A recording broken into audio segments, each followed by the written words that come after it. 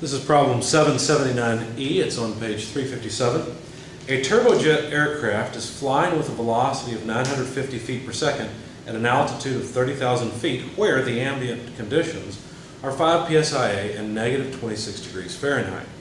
The pressure ratio across the compressor is 12 and the temperature of the gases at the turbine inlet is 2300 Rankine.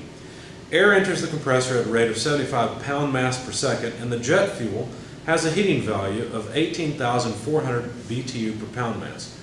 Assuming ideal operation for all components and constant specific heats for air at room temperature, determine A, the velocity of the exhaust gases, B, the propulsive power developed, and C, the rate of fuel consumption. Okay, so let's sketch the system. Here's the ground level, the aircraft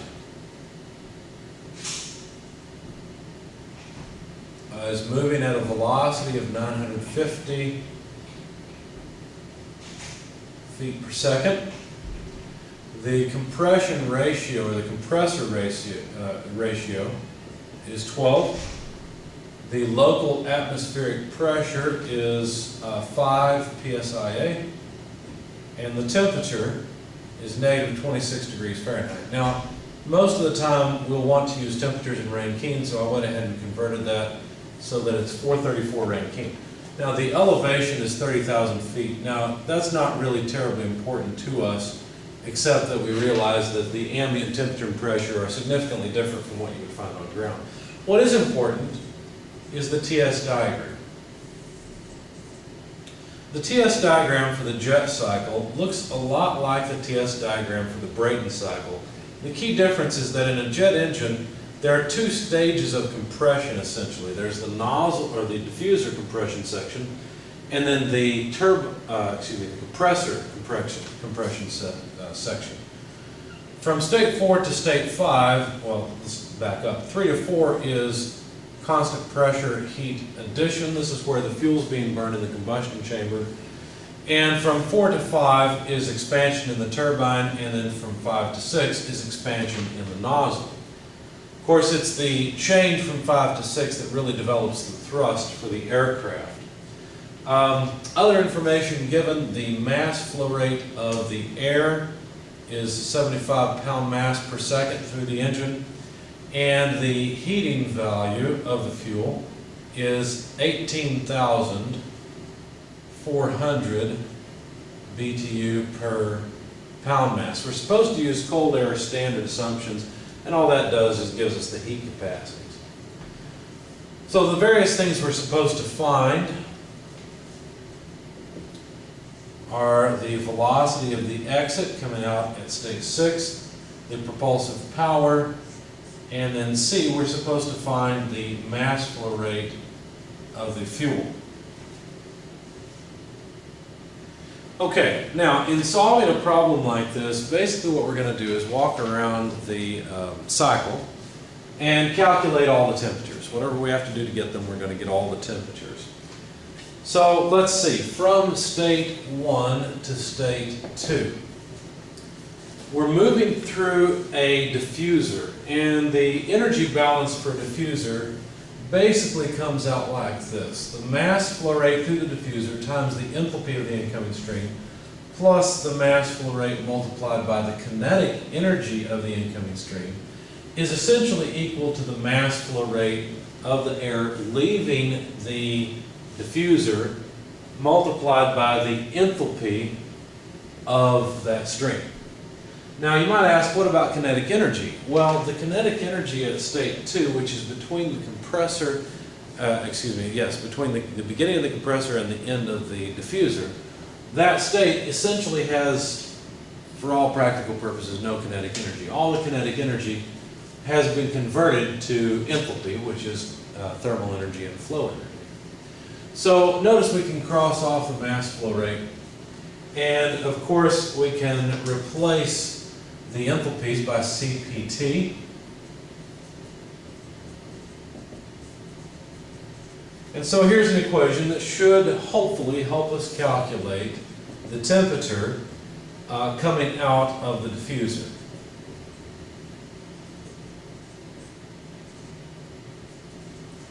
Okay?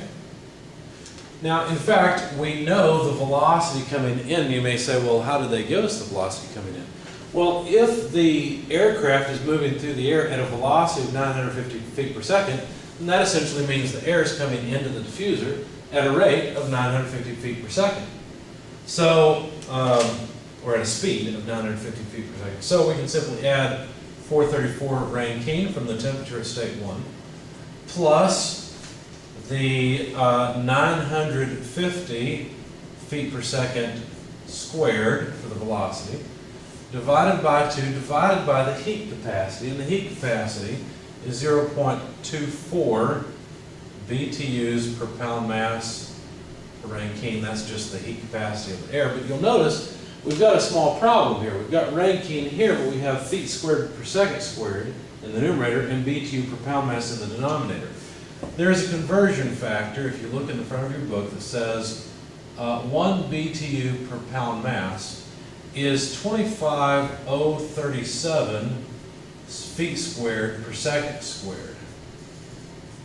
So you'll notice all the units cancel except for Rankine now. And so the temperature in state 2 comes out to about 509.1 Rankine. So let's add that to our diagram. In fact, let's start writing down the temperatures.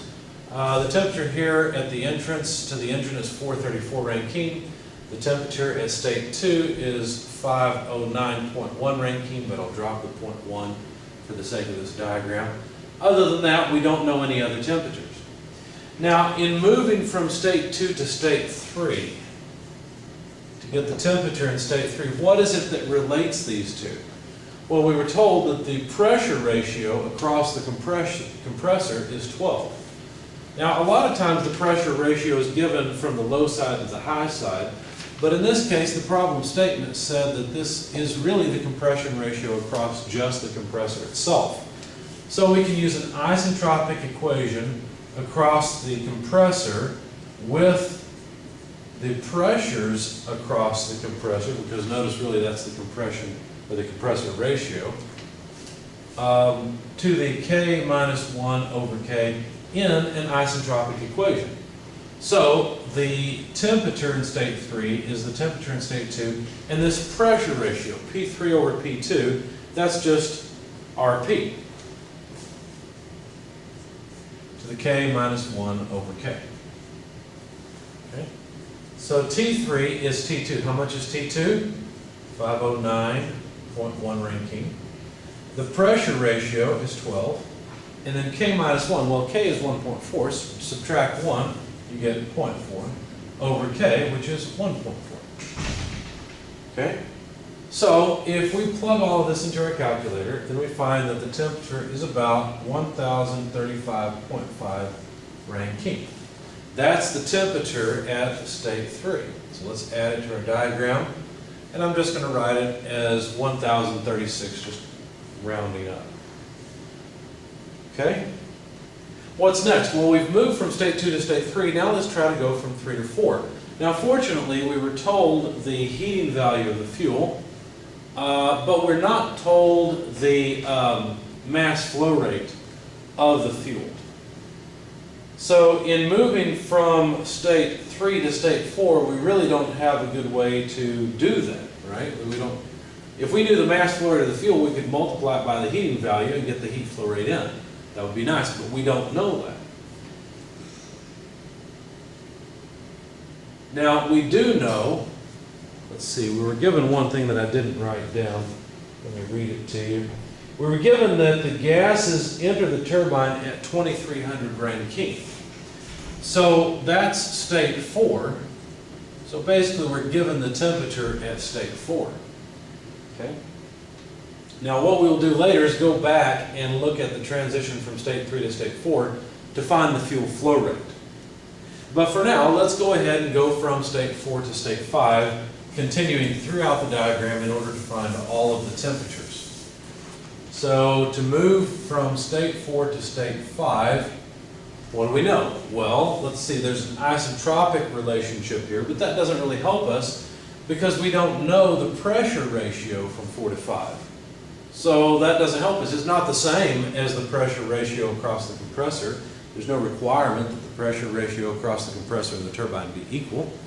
So what can we do instead? Well, remember, in a jet engine, basically all of the work produced by the turbine goes in to drive the compressor.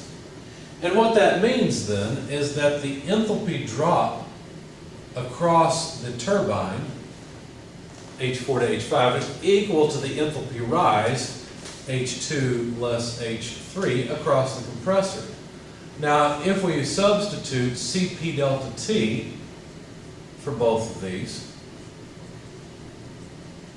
then you'll notice that we have a temperature relationship that basically says the temperature in state 5 can be calculated from the temperature in state 4 along with the temperature in state 2 and the temperature in state 3. And so this is 2300 Rankine less the temperature in state 2. I've got that backwards somehow. Let's see if I solve for, H4 less H5 makes sense. H2 less H3, that's where I've got it backwards. Should have been H3 less H2. Because the enthalpy of state 3 is higher than the enthalpy of state 2. So we want to have the same sign on both of the sides of this equation. That would flip the signs here. Okay, so plus T2, which is 509.1 Rankine, less T3, and T3, I rounded it off, but it was 1035.5, and all of these have units of Rankine. When you plug all this in your calculator, you find that the temperature at state 5 is 1773.6 Rankine. So there's the temperature at state 5, which should end up being above state 3. So 1774 or so is what I'll round it off to. All right, so we found all the temperatures except for the temperature at state 6. So let's go for that one next. And what we'll do here is we're going to move from state 5 to state 6. We have the temperature in state 5, so let's see what we can do. All right. Now, there are two things that relate 5 and 6. One would be an isentropic equation. The other would be an energy balance. Let me start with the energy balance and say that the mass flow rate through the nozzle, because that's what we're moving through now is the nozzle, is multiplied by the enthalpy of state 5, so the amount of energy coming in with the mass, equals the energy leaving at state 6. Now at state 6 there are two main forms of energy leaving. One of them is the whole reason for this jet engine in the first place, and that's the kinetic energy. But the other way that energy leaves is with enthalpy, so the flow energy and thermal energy at state 6. Now notice the mass flow rate goes away, and we can rearrange this and say the enthalpy change from 6 to 5, or between 5 and 6, sorry, got those backwards again. The enthalpy at state 5 is larger than the enthalpy at state 6. The flowing stream has more energy in it, obviously. Anyway, that equals the velocity at 6 squared over 2, which is the kinetic energy coming out at state 6. And so we can rearrange this to say the velocity at state 6 must be the square root of 2 Cp T5 less T6. Notice what I've done is I've substituted delta H for Cp delta T. So finally, the velocity at state 6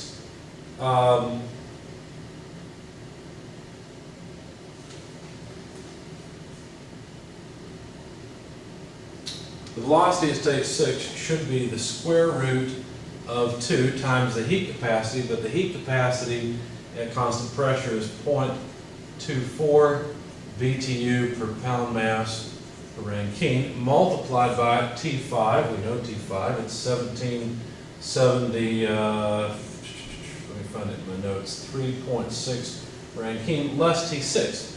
We've got a problem. We don't know the temperature at state 6. And somehow I'm pausing because I'm looking for my calculation. There it is. Okay.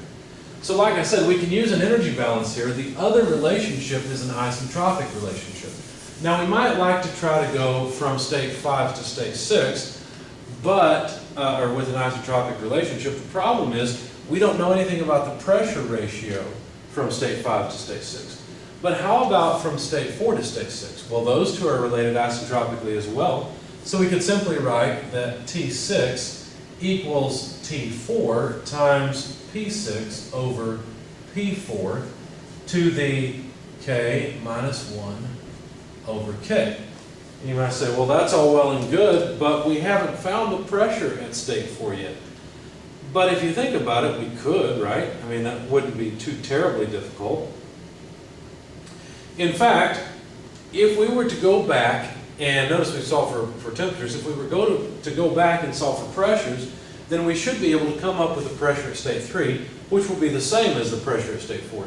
Notice we already have the pressure at state 1 and at state 6, because that's just the ambient pressure. So we know the pressure at state 6 is just ambient, that's 5 psia. It's P4 that we need. So let's move from state 1 to state 2, again with an isentropic equation. But this time our goal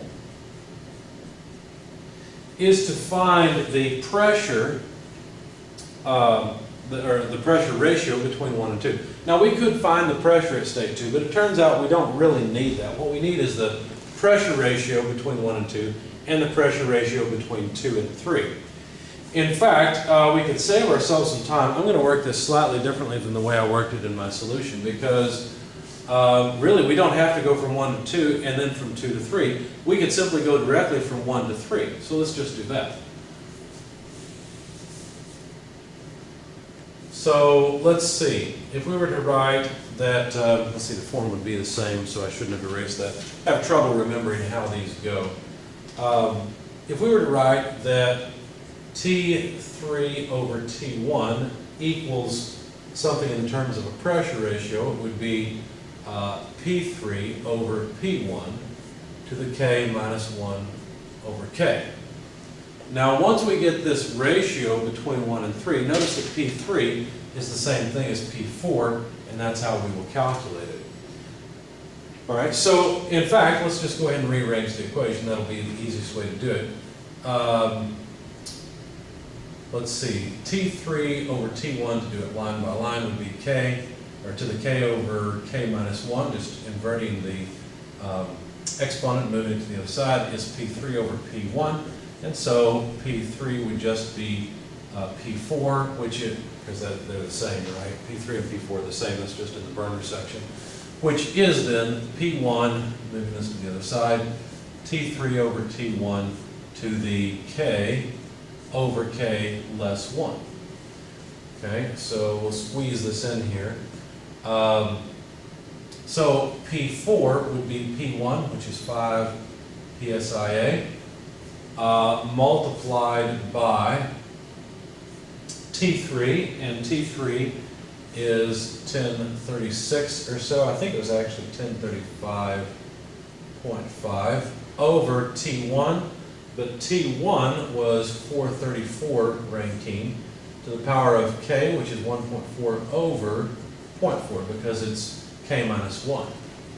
Okay, so let me grab my calculator and compute this result. Then I can compare it to what I have in my solution. So 1035.5 divided by 434 to the power of 1.4 over 0.4 multiplied by 5 psia gives me 104.9 or so psia, which is what I obtained before in moving from state 1 to state 2 and then state 2 to state 3. Okay. So now to calculate the temperature at state 6, which is the last thing we need for our energy balance, I'll take T4, which is 2300, multiply it by P6, which is 5 psia, over P4, which we just found as 104.9 psia to the power of 0.4 over 1.4. Now I forgot the Rankine units for the 25 or 2300. When I did that before, I found that the temperature was 964 Rankine. Let's verify that. It's 5 to the power of 0.4 over 1.4 multiplied by 2300. Yeah, 964.0 if I round it off properly. Rankine is the temperature at state 6. So we can add 964 to our diagram over here, and then take 964 Rankine away. Now you'll notice if we just calculate this, we've got a small problem, because our units of velocity will be the square root of BTUs per pound mass, and that's not a measure of velocity that makes much sense. So what we'll have to do is use the conversion factor of 25,037 square feet per square second for each BTU per pound mass. So the BTUs per pound mass go away, and once we take the square root of square feet per square second, we'll find the velocity of the exiting stream is 3,119 feet per second. So we found the exiting velocity of the gases. Now we're supposed to find the propulsive power. The propulsive power is calculated based on the thrust and the velocity, the momentum change basically, of the gases. So that's the mass flow rate of the air through the engine times the velocity at the exit of the aircraft multiplied by the velocity of the aircraft. So these two would be relative to the aircraft, whereas this one is the velocity of the aircraft itself relative to ground. You could take both of these with respect to ground, but most of the time that doesn't make sense. This velocity is really the velocity relative to the nozzle, relative to the aircraft, because remember we assume that the velocity at state 5 is 0. So that's the velocity of the gases coming in to the nozzle. So basically they're just sitting still with respect to the aircraft, but the aircraft is moving through the air. So basically this will be a relative velocity, and this will be an absolute velocity. So we know the mass flow rate through the engine is 75 pounds mass per second of air. The velocity at state 6, 3119 feet per second. The velocity at state 1, that's the entrance to the engine. So that's relative to the aircraft, that's 950 units are feet per second. And then of course the aircraft is moving at a speed of 950 feet per second. Okay? So the propulsive power, if you look at this, we're going to get square feet per square second again. So let's multiply by 1 BTU per pound mass per each 25,037 square feet per square second. That way the square feet per square second go away, the pound mass go away, we'll get BTUs per second, and that number comes out to 6,173 BTUs per second. Now I'm not going to perform the conversion for you, but if you look in the front cover of your book, you'll find a conversion factor to take you from BTUs per second to horsepower. If you do that conversion, you'll find that this is about 8,733 horsepower, which is not unreasonable. That is very reasonable for a jet engine. That's not a particularly large jet engine, in fact. Now, the next thing we're supposed to do is calculate the rate of fuel consumption, and somehow I missed that on my solution. I didn't finish it. So let's go and do that next. The rate of fuel consumption, well, where does fuel consumption occur? Well, it occurs from state 3 to state 4. So if we write an energy balance from state 3 to state 4, it would look like this. The heat flow rate in equals the mass flow rate of the air through the engine multiplied by the enthalpy change from state 3 to state 4. Okay? Obviously, state 4 is going to have much more enthalpy in it than state 3. Now that heat flow rate is going to be generated. Notice this is the mass flow rate of air, right? So this is the effect on the air. Where does all this heat come from? It comes from the fuel. So if you multiply the mass flow rate of the fuel times the heating value of the fuel, basically what you're doing is you're saying the fuel has a certain amount of energy per pound. So if I take 1 pound and I burn it, I'll get 18,400 BTUs out of it. So then if I multiply the rate at which I'm dumping this fuel in to be burned, I could figure out how much heat is generated per time. And that's exactly Q dot N. So solving for the mass flow rate of the fuel, we would have the mass flow rate of the air multiplied by the enthalpy change, but of course we'll use Cp delta T, T4 less T3, divided by the heating value of the fuel. Now if we plug in numbers, we should find the mass flow rate of the fuel. And first of all, we need 75 pounds mass per second of air. Heat capacity of air is 0.24 BTUs per pound mass per Rankine. And then T4 is 2300 Rankine. T3 is 1035.5. Rankine, notice the Rankine will go away, the pound mass go away. Then we have to divide by the heating value of the fuel, which is 18,400 BTUs per pound mass. Okay? Now notice the pound mass of air canceled. This pound mass is the pound mass of fuel. And the BTUs go away, we'll have pound mass of fuel per second. So let's plug all of that into our calculator and find out the mass flow rate of the fuel. Let's see, 2300 less 1035.5 multiplied by 0.24 multiplied by 75 and divided by 18,400 gives a mass flow rate of fuel. I'm going to write it down. Let's see, let me move it up here. It gives us a mass flow rate of fuel of 1.237 pound mass per second. So that's the rate at which the fuel has to flow in. Now, if you think about this, this is a pretty darn large fuel flow rate. I mean, a gallon of water weighs about 8.4 pounds. A gallon of gasoline is less because its density is lower, say 90% or so, so it's 7 pounds. At this flow rate, we're flowing about a gallon every what? I don't know, every 5 seconds or so. So the flow rate is about a gallon every 5 seconds.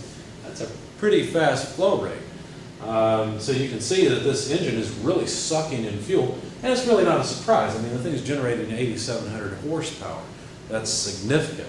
There's one more thing the author did not ask us to find, but we're going to go ahead and do it, and that is the propulsive efficiency. Now, I should have set this up a little bit differently, because really this bit is just the heat flow rate in, and the propulsive efficiency, let me erase this part so we don't need it anymore. The propulsive efficiency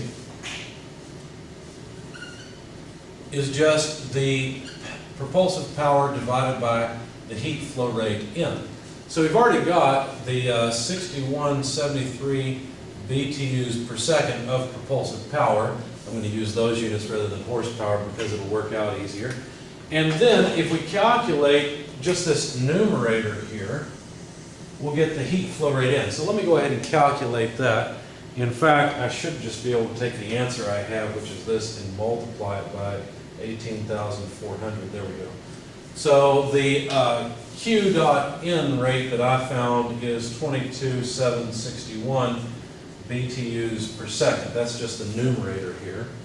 So if I put that over here, 22,761 BTUs per second, you'll see we have consistent units that cancel, and we'll get a dimensionless propulsive efficiency. So let's see, 6173. So we get about 27.1% efficiency.